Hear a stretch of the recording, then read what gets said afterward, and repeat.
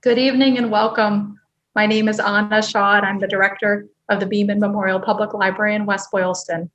Together with my colleague Joe Muley, director of the Thayer Memorial Library in Lancaster, we thank you for joining us tonight for this collaborative program.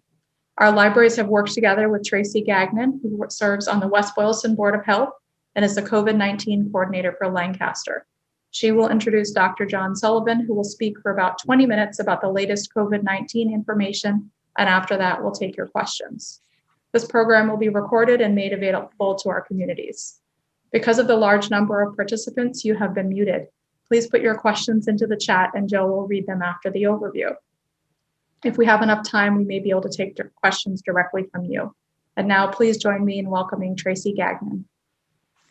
Good evening, and thank you, Anna, Joe, and my colleagues from the Lancaster and West Boylston Boards of Health for your tireless efforts to bring factual information on this important topic.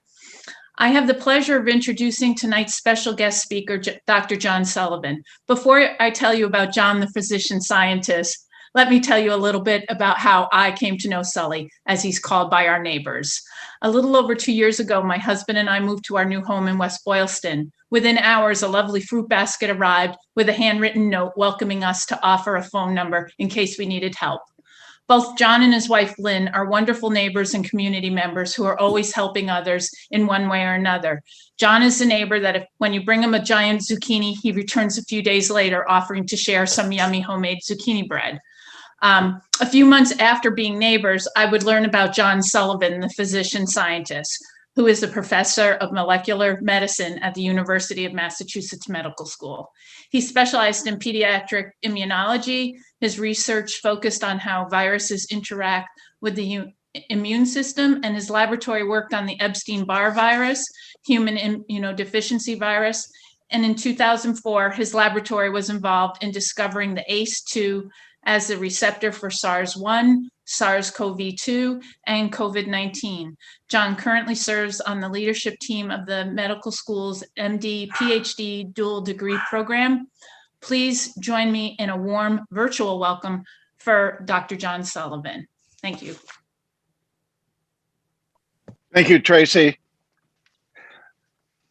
So folks, tonight, thank you for having me. I think it's really important as a physician scientist to be able to speak to the community and explain science, and that's what we're going to talk about tonight. So COVID-19 caused by the virus SARS-CoV-2. Coronavirus, it's a coronavirus. We've known about coronaviruses since the 1930s when they were first discovered in animals. In cats, in mice, cows, and pigs.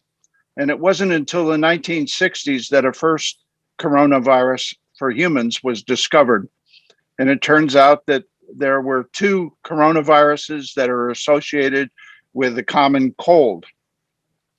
There are literally hundreds of different viruses that are associated with colds, the common cold, and the coronaviruses make up a few of those. In 2002, we all became aware of SARS when that epidemic started in China, initially in the Guangdong province of China, and spread to Hong Kong, Vietnam, and to Toronto. There were 8,000 infections with a 10% mortality. Of interest, there was 0% mortality in individuals less than 24 years of age. And in individuals greater than 60 years of age, there was a 50% mortality. And I'll come back to that when we start talking about SARS-CoV-2. SARS-CoV-1 originated in bats and went to an animal vector that infected a human. And that animal was a civet cat, which is traded in the wet markets in China. This is a raccoon-like animal with a long tail.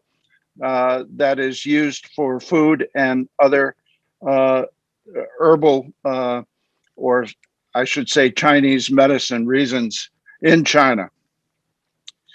The interesting aspect of coronaviruses, the ones that cause the common cold, is that these are upper respiratory tract infections. They get into your nose and throat.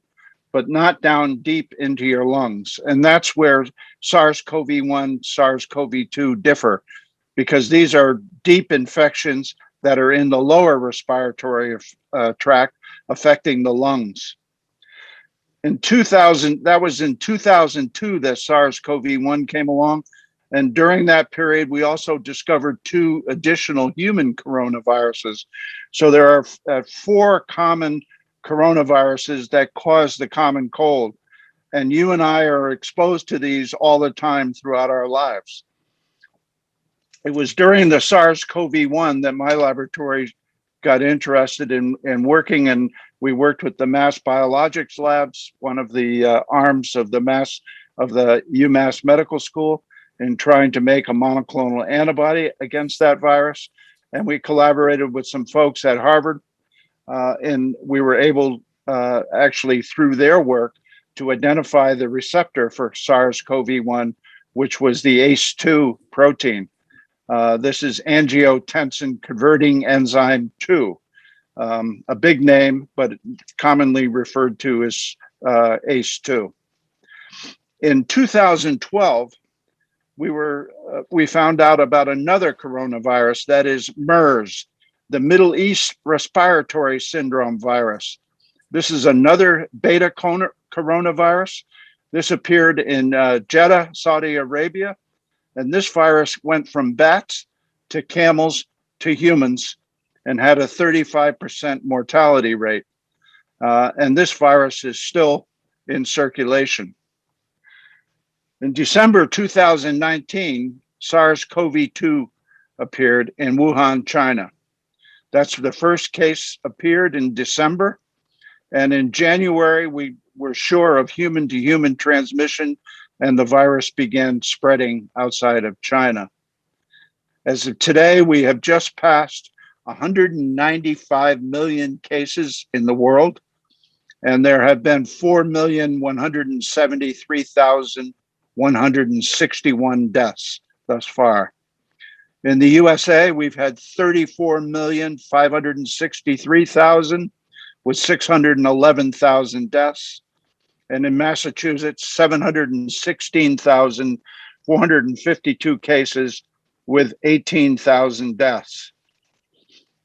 Now, the origin of SARS-CoV-2, there are several theories about this. I think, as someone who follows this all closely, I think the best bet is that this was bat to an animal intermediate to a human. The wet markets in Hunan, China, there are 4 or 5 of them, trade in lots of different kinds of animals that are used for food and for Chinese medicine and traditional medicine. And one of the potential intermediate animals is the raccoon dog. And while we haven't been able to nail that down, it took almost 12 years to nail down the civet cat as the intermediate animal for SARS-CoV-1. So the other possibility is that there were mines in an area in China, Yunnan, in the Yunnan province, where bats have infected humans directly. It's also possible that SARS-CoV-2 went directly from a bat to a human. The other lab hypothesis is that the Wuhan Institute of Virology, which was studying viruses from bats, that an individual in that laboratory became infected and was the source of all the other infections in Wuhan. As I said, we do not know the exact origin, but based on everything that I have read and heard, I would bet on the same kind of transmission pathway as we saw with SARS-CoV-1, that is bat to an animal intermediate to a human. SARS-CoV-2 is spread through aerosol particles, air particles, 95% through aerosol transmission. Spread by contact with infected surfaces is incredibly rare, if at all. The wearing of a face mask and social distancing, that is, being apart from individuals at 6 feet or greater distances, reduces the risk close to 0. Asymptomatic infection, which is a key as far as SARS-CoV-2, can be as high as 40%. And it turns out that about 10% of individuals are the major spreaders. That is, these are super spreading individuals who have lots of virus replicating in their nose and their throat, and that becomes part of the aerosol and can infect anybody in their surrounding environment. As I said, this is a virus that infects the upper and lower respiratory tract because all of the cells in the upper and lower respiratory tract have this ACE2 receptor. In addition, there are blood vessels, there are tissues in the heart, kidney, and brain, which also are susceptible to SARS-CoV-2. The virus can replicate to millions of infectious virus particles before the onset of symptoms. And as I mentioned, 10% of individuals who have these very large viral loads can be responsible for spreading the virus to many, many individuals. No one knows why the elderly are more at risk. As I mentioned, with SARS-CoV-1, the mortality rate in individuals greater than 60 years of age was very high. Similarly, the mortality rate with SARS-CoV-2 is very high in elderly individuals. We don't understand that. But one hypothesis is, since we are exposed to these common cold coronaviruses repeatedly, since you are not immune, if you had one coronavirus this year, maybe in 2 years, your immune system has diminished your immune response to that virus, you can be infected again with that coronavirus. If you're 60 or 70 years of age, you've seen coronaviruses many times over your life. And each time you see it, the immune system gets back activated and makes an immune response. And some of those immune responses are cross-reactive with SARS-CoV-2. And it turns out if you look at individuals in intensive care units, the best treatments now are immunosuppressive treatments, not something that you would think would work in a viral infection. And that's because the virus has kind of hit and run. It's caused the immune system has been activated, it's gotten rid of the virus, but now the immune system, that response is killing cells in your lung. And that's why suppressing that with steroids or other immune suppressive agents actually reduces mortality 30 to 40% in individuals admitted to intensive care units. 75% of deaths with the early viral variants occurred in individuals greater than 55 years of age.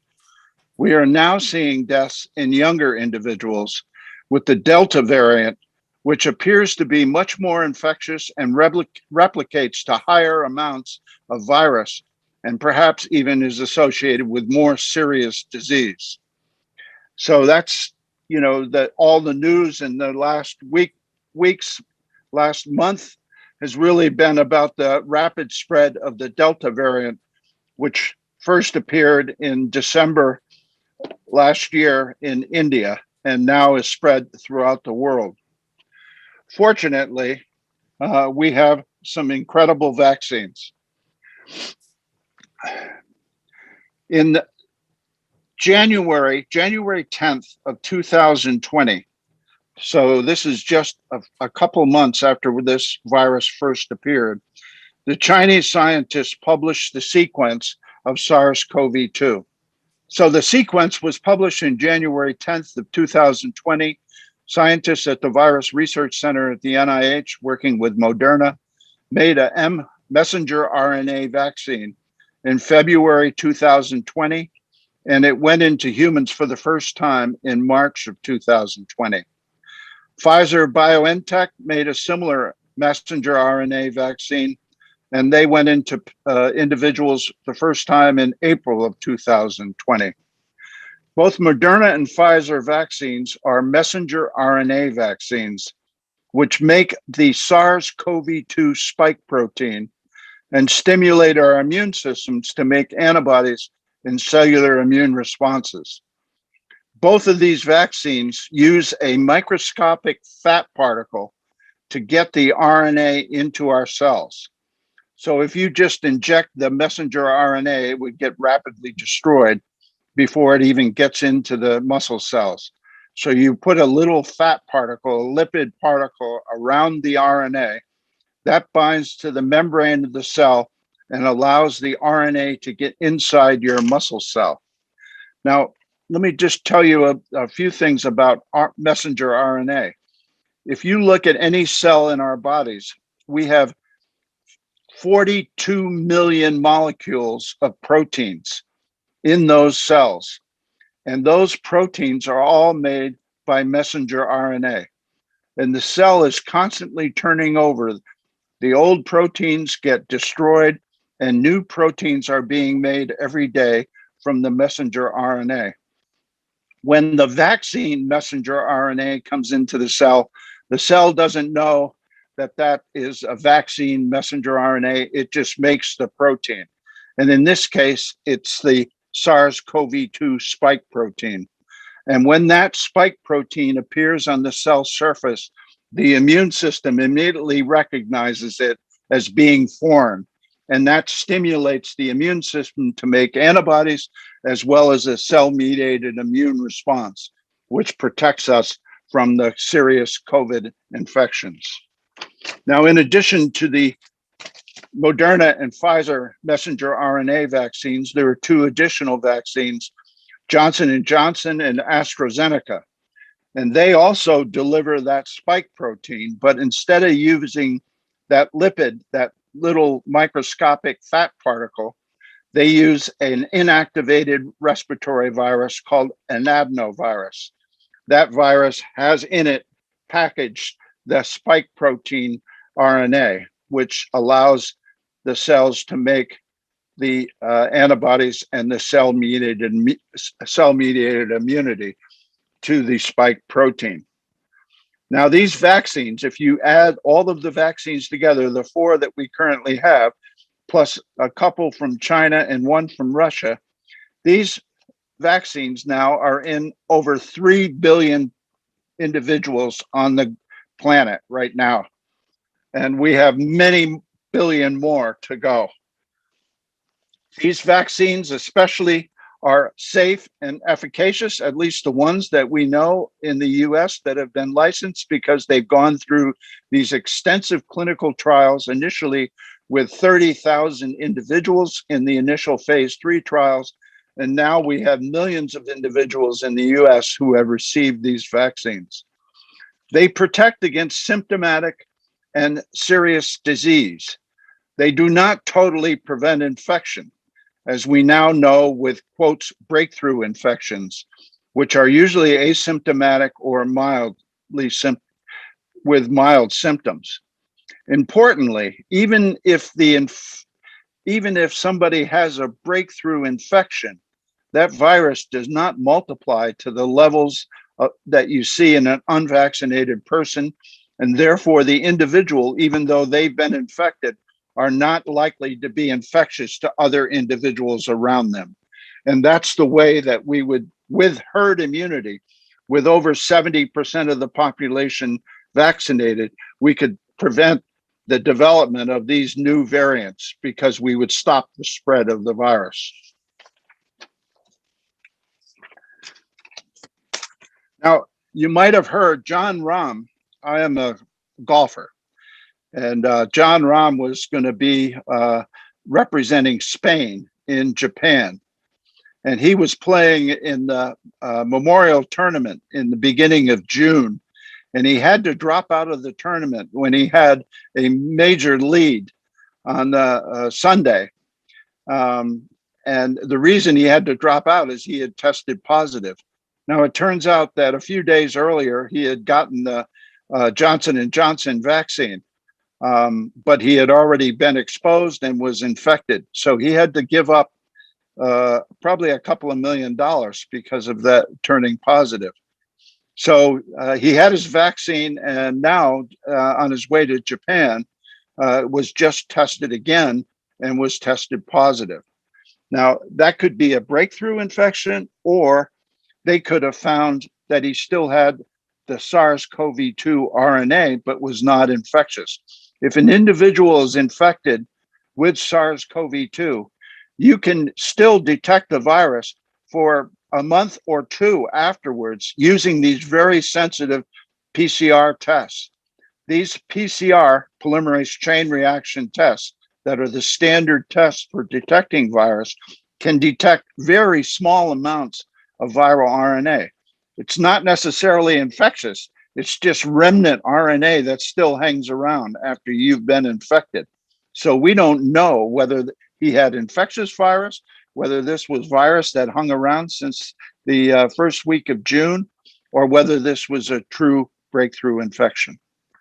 And I think I'll stop there and ask you all to ask questions. I would again say that with 3 billion individuals receiving these vaccines, sure, you have all heard about potential side effects of these vaccines, but these are incredibly rare. Every vaccine that we have used, measles, mumps, rubella, have had side effects, but they affect a very, very small 1 in a million, 2 in a million individuals. And that is the story with these vaccines as well. Thank you. Thank you, Dr. Sullivan, for that overview. And now we'll begin taking questions. Because we have so many people on the call, questions in the chat will have priority. Okay, Dr. Sullivan, we have quite a few questions come in. The first one is, will there be other SARS-CoV type viruses in the future?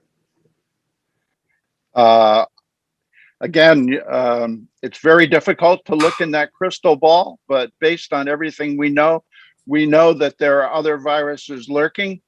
A lot of the viruses that we've known over time have jumped from animals to humans. HIV jumped from a chimpanzee to a human. That's how the HIV epidemic started. So I expect that we will see additional SARS-like viruses as well. Okay, next question. Will the virus keep mutating? Will our circumstances ever change? So as long as the virus can find new susceptible individuals, it is going to continue to change. Every time the virus, over a period of a 1-year period, the virus changes 1% of its genome.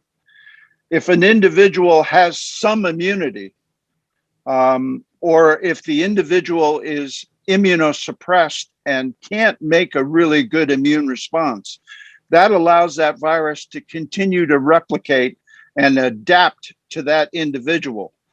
And then if that individual infects someone else, that virus is more fit and can infect that individual and replicate to higher titer. So this virus is always trying to fit better into a human cell. So as long as there's lots of virus circulating, then it will continue to genetically change.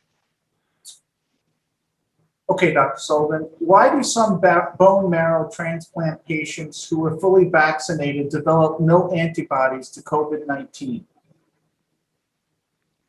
Again, if you're getting a bone marrow transplant, you're getting it because you have cancer or you have some sort of immune deficiency where you're trying to replace the immune system.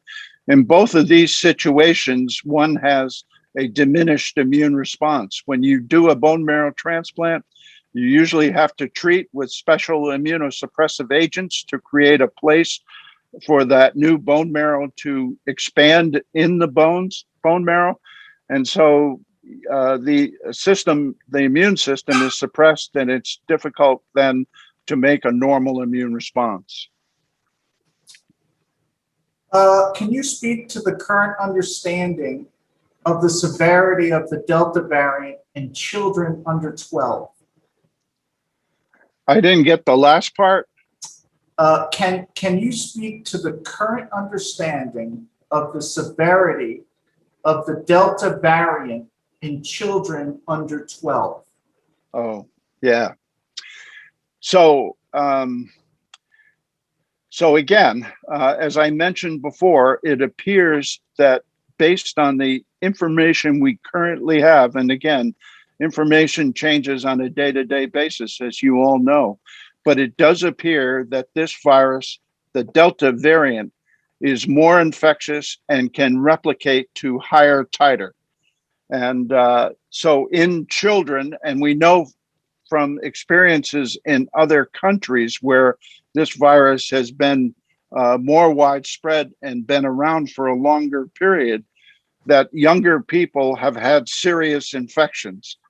And so the thought is now that for example, in Massachusetts, the most susceptible population we have right now are individuals less than 16 years of age, because many of them have not received the vaccine, even though 12 to 16-year-olds can be eligible for vaccines for the Moderna and for the Pfizer vaccines. Those less than 12 years of age, there's no vaccine that's currently been approved. So we have an issue in the sense that we have a very large population of young children and adolescents who are susceptible. And I believe that as soon as someone is eligible to get a vaccine, we need to get them immunized so that in the school situation, we're not going to have micro epidemics in the school where you have a large number of kids who are susceptible to infection because they have not received the vaccine, which is why we're probably going to go back to school with masking in the school classrooms. I received the Johnson & Johnson and ended up with a sore arm for almost 4 months. I can't lift my arm over my head. Have there been other similar side effects, and do they lessen as time goes by? Why did this happen? That's a great question. So clearly, individuals having sore arms after vaccine, whether it be Johnson & Johnson, AstraZeneca, the Pfizer, or the Moderna vaccine, is very common. I was in the Pfizer phase 3 trial last summer, and that was a placebo-controlled trial. And when I got my first shot, I knew pretty much right away, within 24 hours, that I got the vaccine and not the placebo because I had a sore arm. That lasted for about 24 hours and then went away. And when I had my second shot, I had a complete repeat. Again, 24 hours of a sore arm. Someone having a sore arm for months is very unusual. One would expect that with time that will go away. But that's a very unusual adverse reaction to that vaccine. I got fully immunized, but then got infected. How did that happen?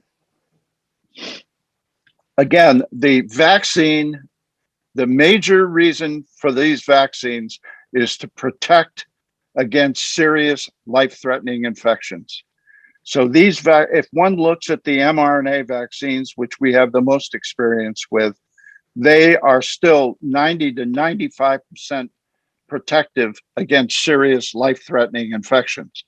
That doesn't mean that you can't get infected.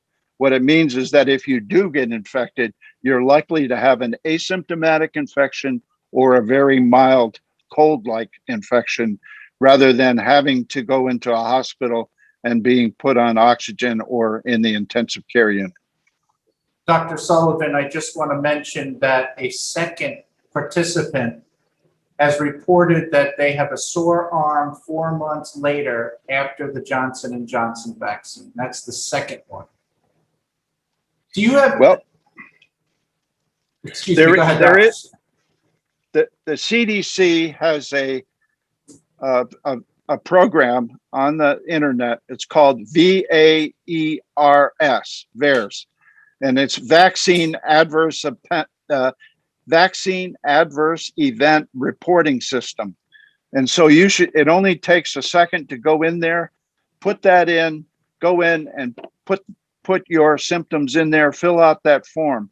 And then you can also see how many other individuals with that particular vaccine have had similar issues. That's the only way that over time that we're going to be able to get a good handle on what the long-term adverse responses are to these vaccines. I don't know if you answered this question, but it just came in and it's also come in before. Do you have a sense of when children under 12 can get the vaccine? So we're actually testing the Moderna vaccine in children from 6 months to 12 years of age. Pfizer is doing the same. Those tests have only started in the last few months. My expectation is going to be that it is going to be probably somewhere in the October, November framework when the really younger children will be eligible for a vaccine. Now, you can, at this point, if you go online, you can, if you would like to have your children participate in these trials, I'm sure you can identify. I know at UMass, we're doing the Moderna trial, and I'm sure in Boston, there is a Pfizer trial going on. Someone asks, I don't need a shot if I've already had the virus, do I? So the best evidence right now is that if you've already been infected, if you get the vaccine, that is going to boost your immune response that you had from the infection to a level that's much superior than just relying on the infection itself. The mRNA vaccines induce a very strong immune response. And when the immune system, the immune responses of individuals that just received vaccine were compared with individuals that just had natural infection, the immune systems of those who got vaccine showed better antibody responses than those who had natural infection. So the current recommendation is that at least 6, that you can get it any time after your infection, but the best, in my opinion, as an immunologist, would be to wait about 6 weeks after your infection and then go and get one of the RNA vaccines.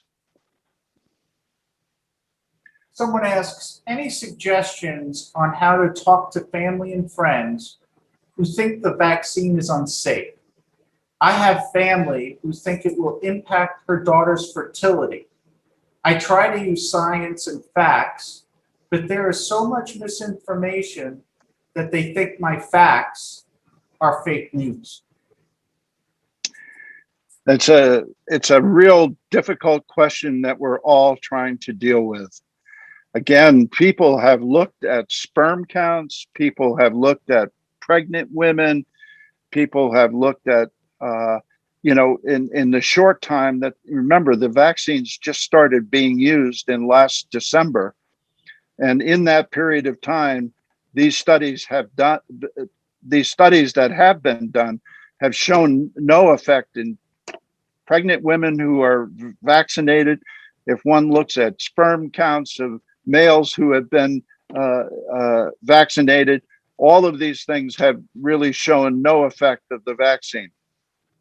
So I think the best thing to do is to try and talk to them, give them information from reputable journals, and encourage them to talk to their physicians.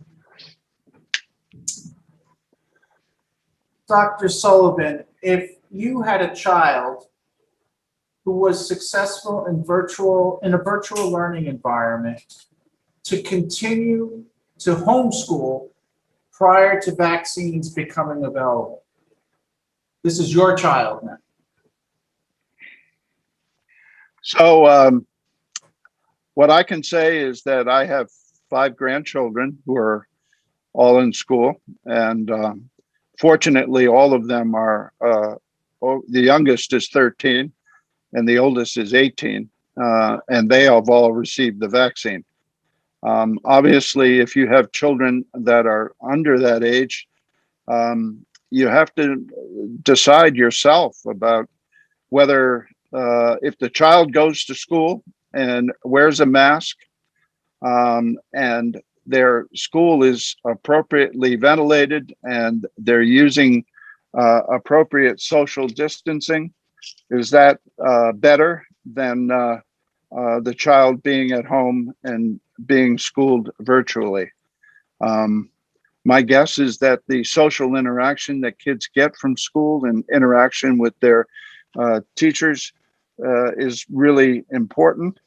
And I think based on our experience with schools before, in schools in Massachusetts, certainly, and across the country, before vaccines were available to anybody, we've had a really good record with the appropriate masking and social distancing.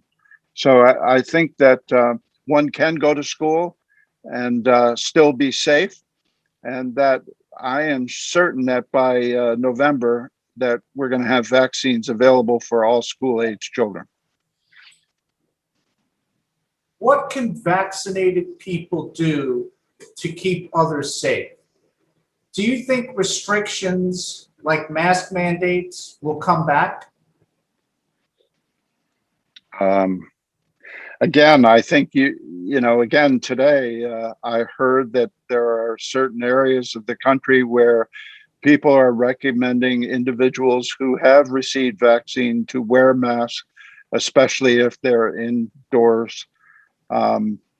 There's no question that if you're in a place where there is a large population of susceptible individuals, I mean, right here in Massachusetts, we just had over 500 cases in Provincetown, in a place where the people that live there, the vaccination rate was incredibly high.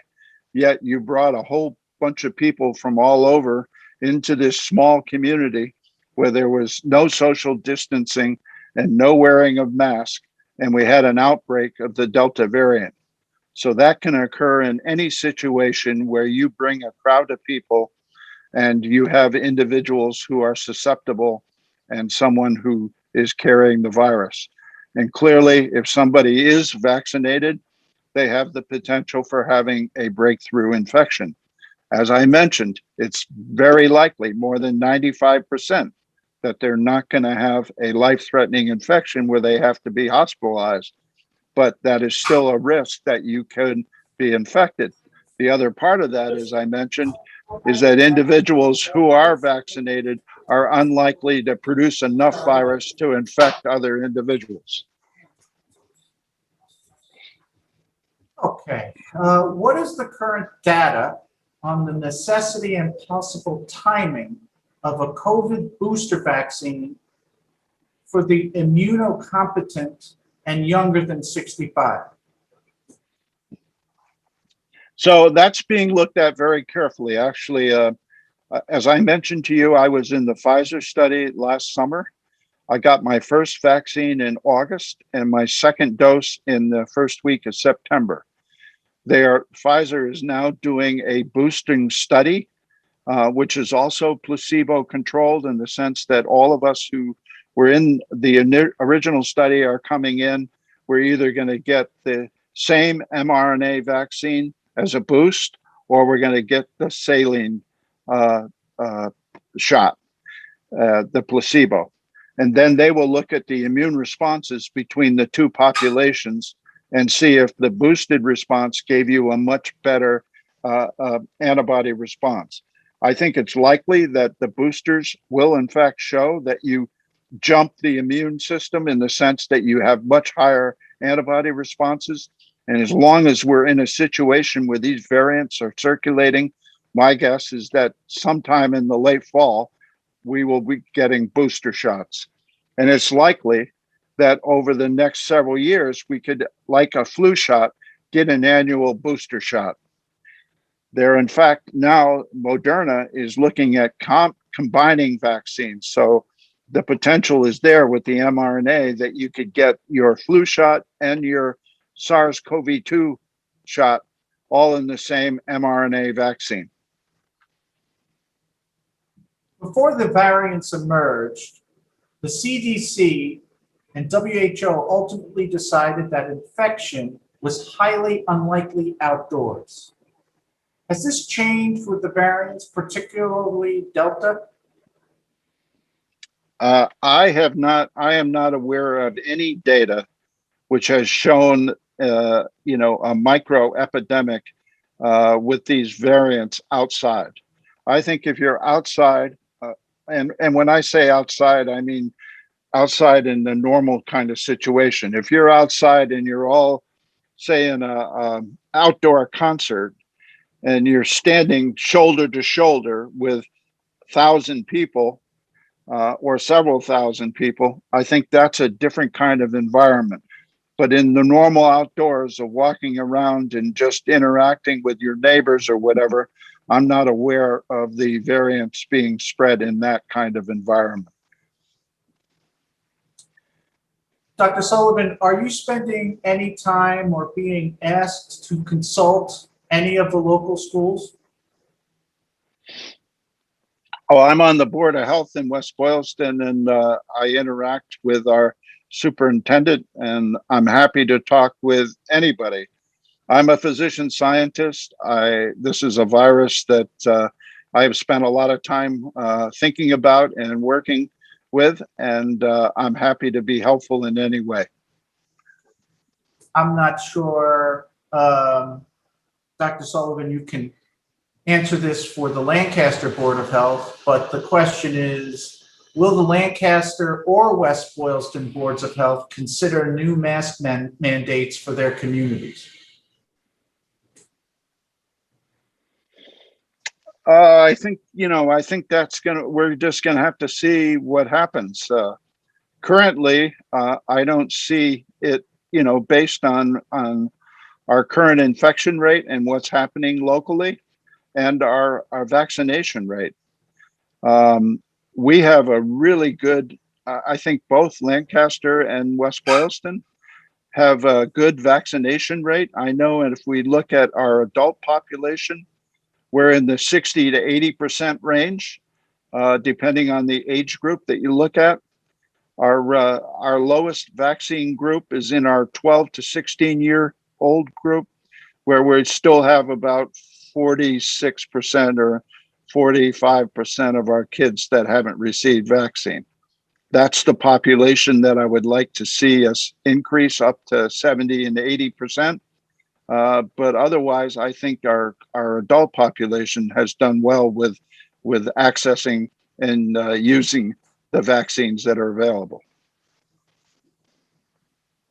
Dr. Sullivan, someone asks, do you think the reason why there is a relatively low vaccination rate because access to the vaccines is difficult, or do you think there's another reason? Yeah, I don't know the exact reasons. Access to vaccine is not difficult.